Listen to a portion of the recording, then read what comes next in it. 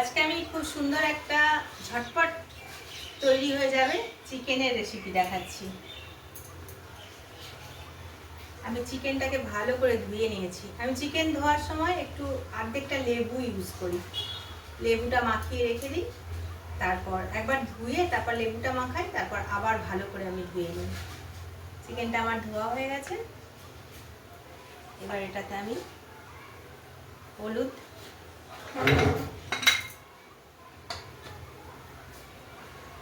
নুন,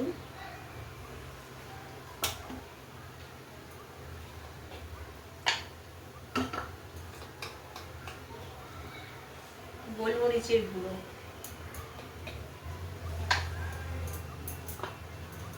ভালো করে মেখে নেব চিকেনটাকে।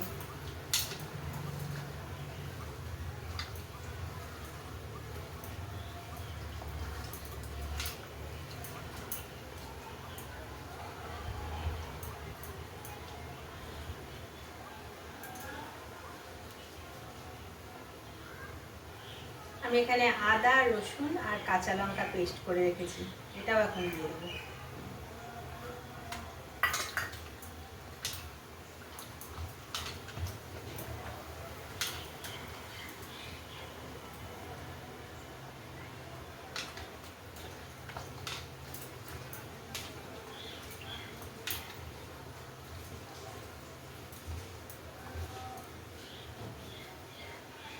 আমি এখানে 3টে মাঝারি সাইজের পেঁয়াজ কেটে রেখেছি।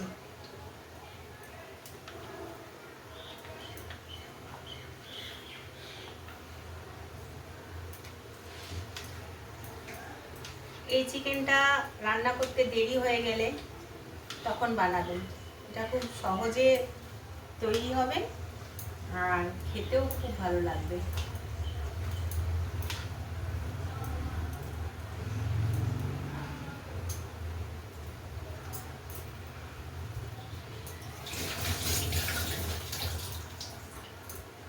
আমি এই টমেটোটা ধুয়ে নিয়েছি, এটাকেও আমি একদম কুচি কুচি করে কেটে দিয়ে দেবো।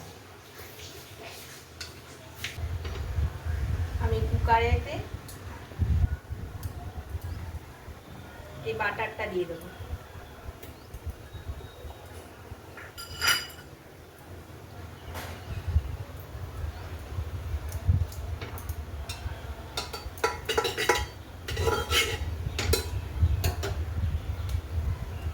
প্রথমে আলুগুলো দিয়ে দিলাম,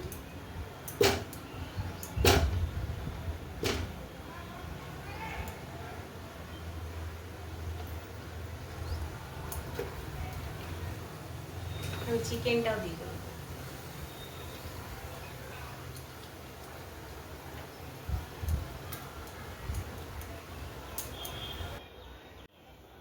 আমি কুকারেতে ভালো করে একটু নেড়ে নিলাম, 2-4 বার ভালো করে একদম আগুনটা কমিয়ে ভালো করে নেড়ে নিয়েছি, কষানো হয়ে গেছে আমার।